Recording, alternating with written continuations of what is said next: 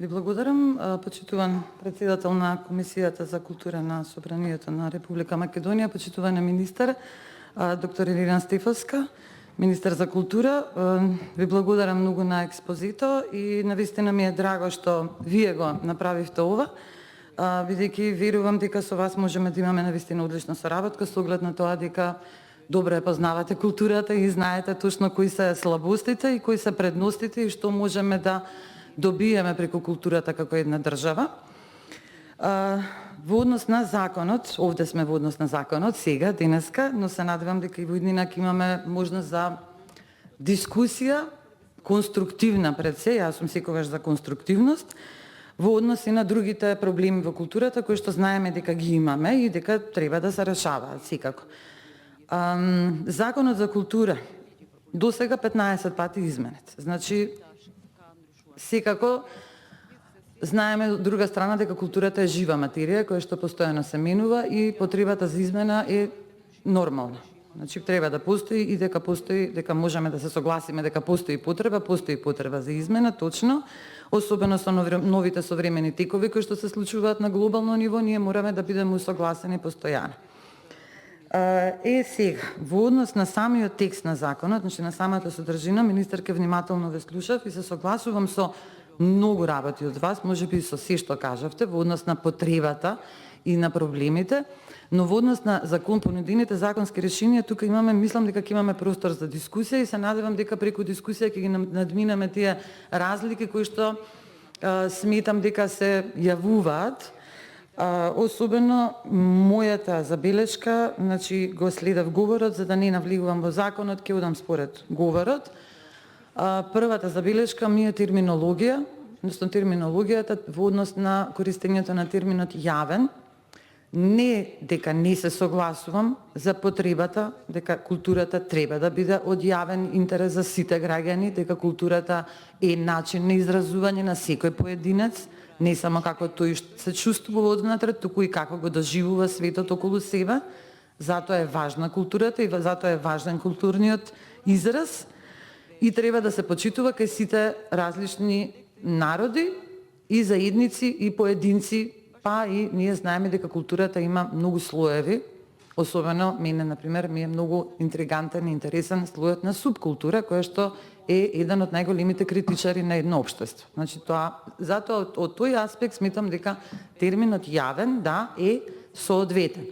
Но изоставувањето на терминот национален мислам дека не е соодветно, бидејќи сепак доколку направиме компарација со другите закони од регионот, значи поблиските закони, ќе видиме дека национален интерес е пред се однесува на е еквивалентно на државен интерес. Значи во оваа смисла не навлегувам јас во терминот во значењето на зборот национален, го издигнувам над етничкиот, се однесува на државен.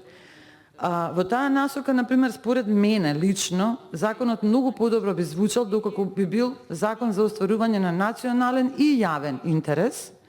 Значи, во таа насока мислам дека ќе биде многу поточен и ќе биде многу посеопфатен и ќе биде подобар за и ние да се согласиме, бидејќи сепак националниот интерес за културата, особено кога знаеме дека Министерството за култура е носител на овој закон и ќе биде имплементатор на овој закон најголем, значи сепак мораме да го ставиме, да го признаеме тоа дека Министерството за култура постои пред се од национален интерес за една држава, значи не е само од јавен.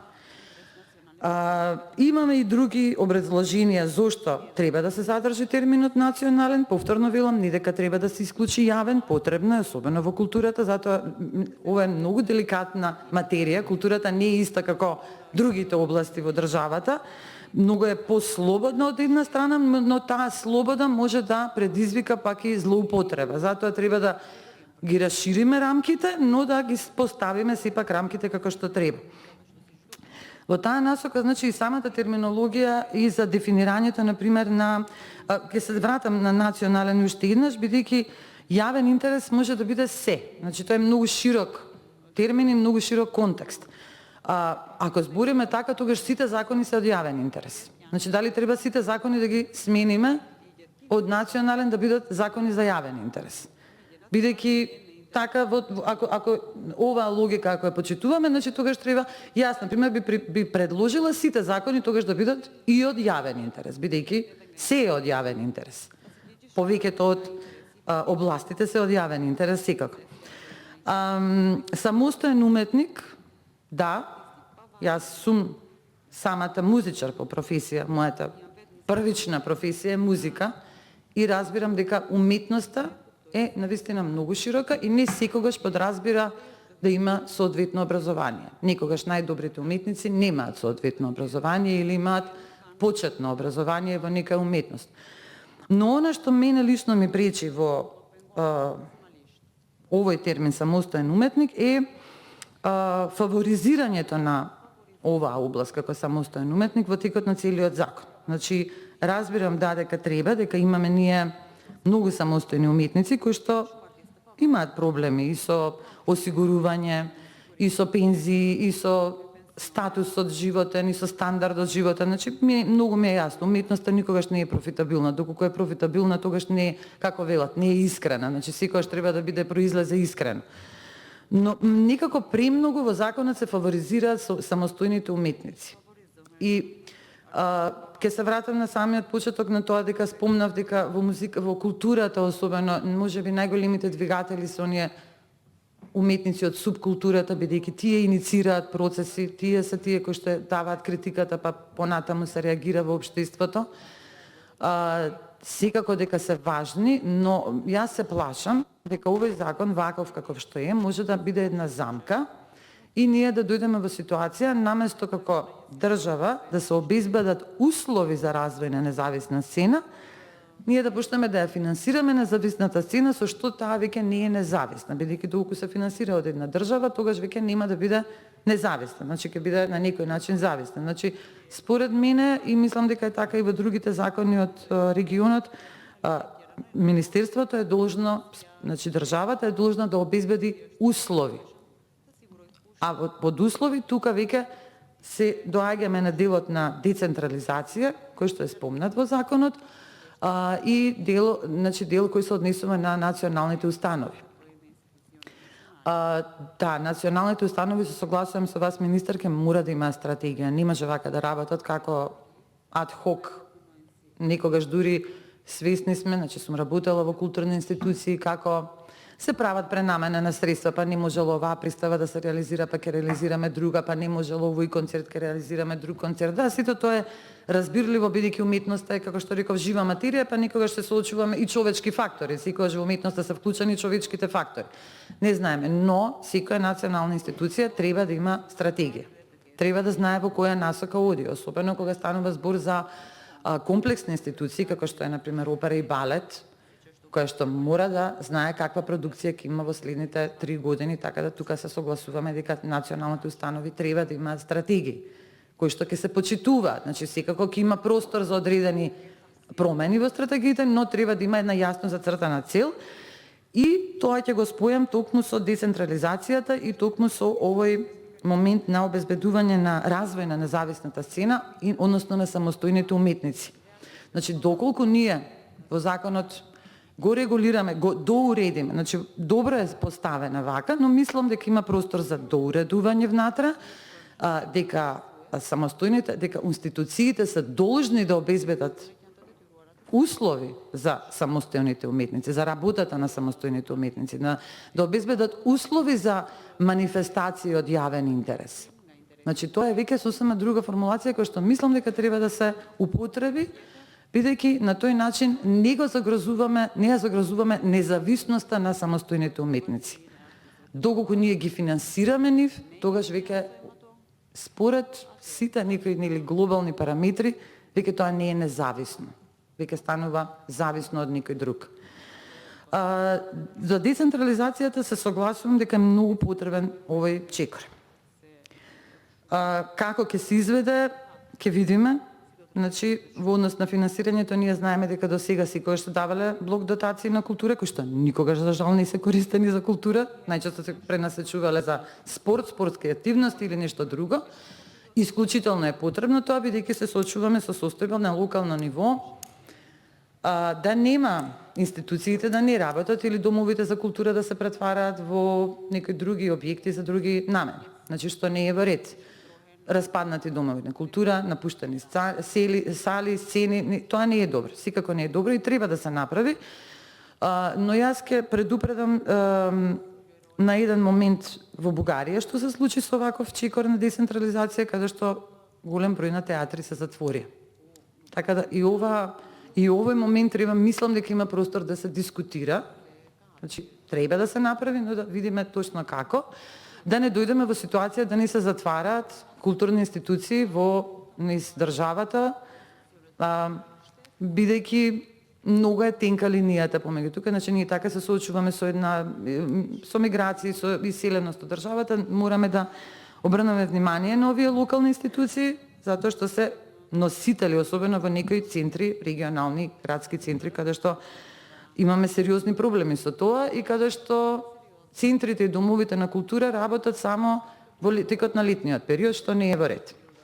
Така да таа децентрализација, значи тоа деметрополизација на културата е секако потребна, се согласувам, но сметам дека и тука има простор за доуредување во законските предлози.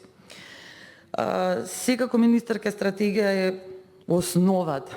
Мораме да направиме стратегија. Јас мислам дека минатата стратегија 2018-2022, мое лично мислење, не беше добра, бидејќи представуваше пред се анализа на претходниот период, не, мислам дека не беше доволно конструктивна и цврста стратегија со јасно утврдени чекори и со јасна представа, односно перспектива како треба да се развива понатаму културата. Така да оваа стратегија, самата стратегија има внатре многу големи грешки, но тоа нема да го коментирам бидејќи тоа не е тема. Но мислам дека можеме, простор имаме да се промени таа стратегија, односно новата која ќе се прави да биде навистина по-сериозна стратегија. Ова не ја коментирам бидејќи навистина не беше сериозна.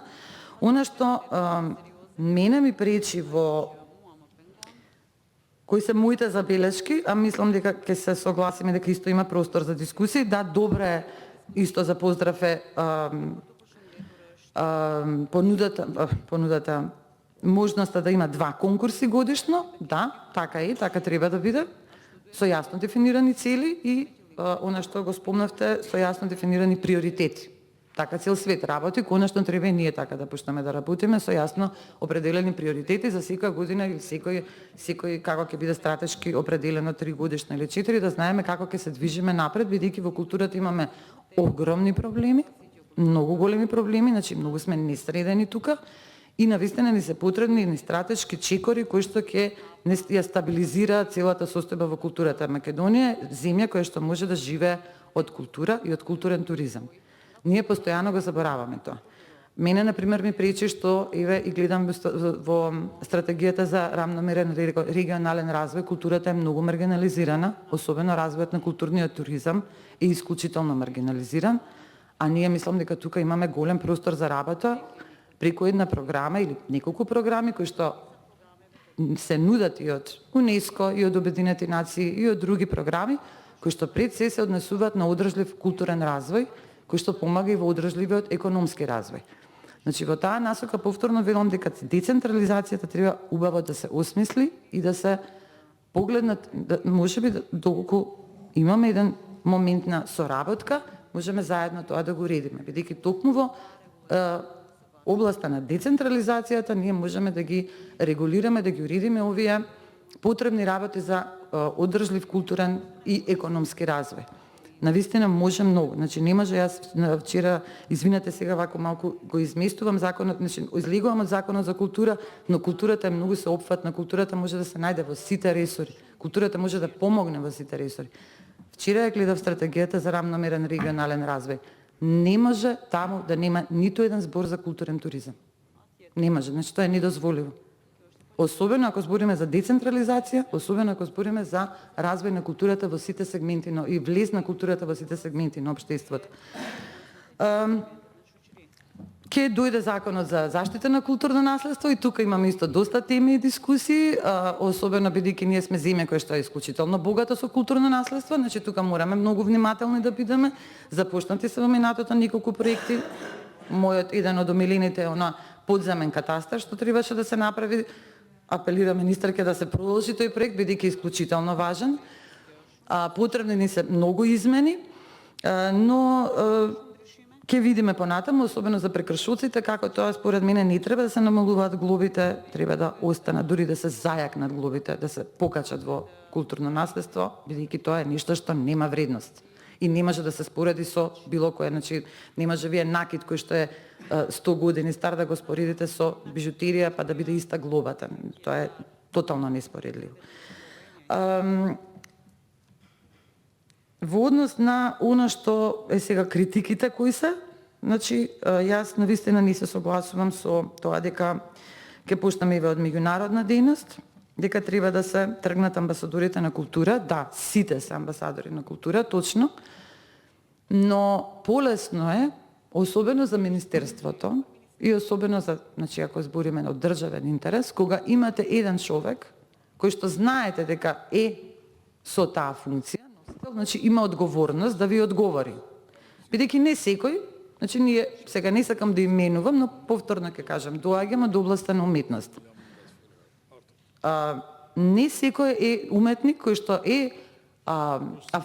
ја афирмира македонската уметност и култура, е волен да помогне при организирање на некои настани. Титулата амбасадор на култура беше именно воведена од таа причина. Да може утре, доколку имаме потреба да направиме некоја манифестација или да се организираат денови на македонската култура, манифестација која што е многу потребна и која што значи изминатиот период постојано и се уште функционира таа манифестација денови на македонска култура, например, каде во одредени држави организираме целовечерни настани или неколку дневни настани со представување на македонската култура, односно културата од Македонија, од сите области. Сега кога имате амбасадор на култура, вие автоматски имате и контакт со таа земја и целата логистика ќе биде многу поедноставна и возможна, значи полесна за организација. Вака верувајте, да, имаме прекрасни уметници, но не сите уметници, значи уметниците знаат да бидат некогаш малку и суетни, знаат да бидат и презафатени. Кога имаме амбасадори на култура кои што немаат никаква финансиска импликација, никаква, значи они не земаат никакви средства, немаат амбасади, немаат ништо, но сметам дека ова титула е во насока на помош, не е во насока на фаворизирање на еден или друг или трет уметник, туку во насока на тоа дека државата ќе има контакт, ќе има представник во таа земја.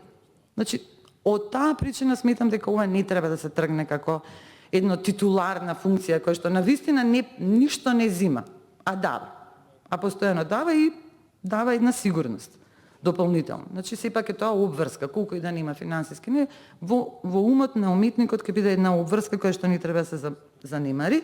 Во однос на националните пензии, да се надеваме дека во иднина нема да имаме потреба да даваме национални пензии, да се надеваме дека во иднина нашите уметници ќе бидат достојно испочитувани во нивната возраст, значи одмината возраст. Бидејќи знаете како, јас ке спомнам, сите го знаваме Александар Џамбазов.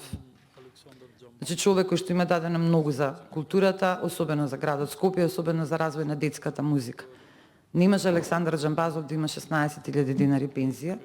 Значи, навистина тоа е понижувачки.